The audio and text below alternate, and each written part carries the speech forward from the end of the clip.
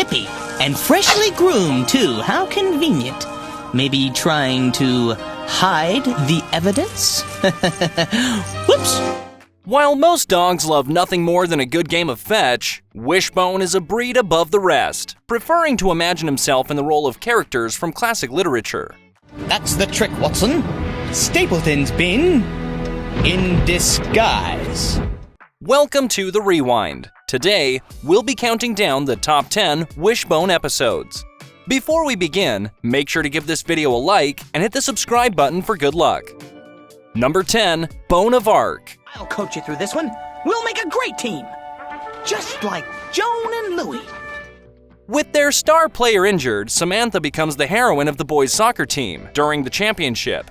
Her bravery reminds Wishbone of Mark Twain's personal recollections of Joan of Arc. In the story, Joan of Arc leads the French army to victory against the English. The young woman is later convicted of witchcraft by the English and subsequently burned at the stake. Joan was burned at the stake. There was no one who could help her. But a beautiful story has grown from her ashes. Number 9, A Tale in Twain. And sometimes they sneak up on people and take them prisoner, and then they make them walk the plank. While Ellen types up a presentation for the neighborhood picnic, Joe arrives holding a copy of Mark Twain's The Adventures of Tom Sawyer. Summer is coming to an end, and the kids spend the last weekend having fun in Jackson Park. Wishbone, as Tom Sawyer, goes on his own adventure with Huck Finn as they sail to Jackson Island and pretend to be pirates. The two eventually witness a murder, but decide not to tell anyone what they've seen. If we was to squeak about this, and Crazy Joe didn't hang for it, he'd come after us. Number 8, The Slobbery Hound. Wishbone! Excuse me, sir. You're disturbing a crime scene. Bad dog. Go away. I'll bring you in for questioning later.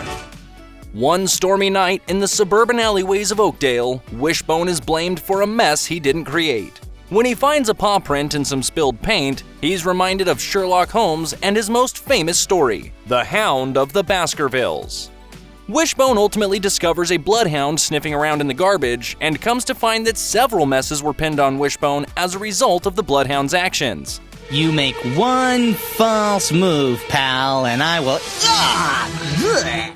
Number 7, Frankenbone. All of my work, all of my research for this thing! The science fair is on the horizon and David is intent on keeping his project a secret. When Wishbone learns of this secretive science experiment, he's reminded of Mary Shelley's novel, Frankenstein. The story follows Dr. Victor Frankenstein, a scientist who wants to bring a dead human back to life. David finally reveals that he's been working on a robot that runs on natural energy. But when a lightning bolt strikes the robot, it's jolted to life and escapes. Now Joe, David, and Wishbone have to chase down the robot before it's time for David to present it at the science fair.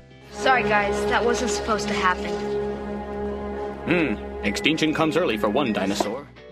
Number 6, Digging Up the Past. Did I sleep in the mountains all night? Oh boy, I'm in Dame Van Winkle's doghouse now.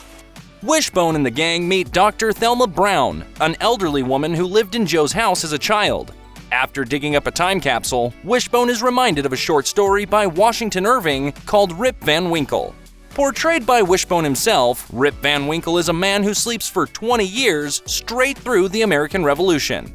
Yes, are you a federal or Democrat? Neither. I'm a poor fellow from this town and a loyal subject of King George III. Number 5, Homer, Sweet Homer. No, thank you. I can see you're not happy here, my pet. I am not your pet. Wishbone's dognapped by Emily. She tells him that the two of them will live at the park together forever, but Wishbone reminds Emily that he already has a home. This experience reminds Wishbone of Homer's The Odyssey. From his encounter with Poseidon to his crazy archery skills, Wishbone's dive into the Odyssey is chock full of adventure. Throughout all of this, the kids embark on a mission to save their park from being turned into a shopping center. The fact remains that I have a legal right to build a shopping center on this property. Not so fast, Buster. Number 4, Rosie Oh Romeo. Romeo. Wishbone finds himself in the pound where he falls in love with a dog named Rosie. Joe finds Wishbone and takes him back home, but Wishbone will stop at nothing to reunite with Rosie, even if it means returning to the pound. The forbidden love between the two dogs plays out like a live performance of Shakespeare's Romeo and Juliet, complete with full Shakespearean garb. In the following scene, Romeo and Juliet have to say goodbye. 2 minutes, everyone. They don't know when or if they'll see each other again. Number 3. Bark to the Future. Have I really traveled to the year 802,701? Joe is struggling in math, so David gives him a calculator to use on his next test. Thinking the calculator will solve all of his problems, Joe decides he doesn't need to study for the test. Joe ends up failing the exam after losing his calculator and then discovering that all the questions on the test are word problems. Meanwhile, Wishbone dives into H.G. Wells' The Time Machine and takes us on a science fiction-themed adventure.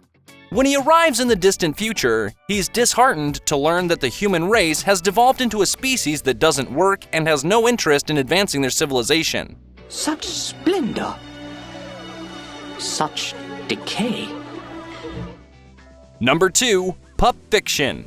Are we nearing Northanger Abbey? We're only halfway there, my dear. Wanda has been receiving mysterious and increasingly ominous notes from an unknown author. Thinking that someone is trying to threaten her, Wanda works to discover who's sending these notes. While on the hunt for the anonymous author, Wishbone drifts into Jane Austen's gothic horror novel, Northanger Abbey. In the end, it turns out that the letters Wanda had been receiving were an attempt at getting her to her surprise birthday party. This reveal mirrors the moment in Austen's novel when Catherine believes to have found letters containing horrible information, only for them to be mundane laundry receipts. Listen to this.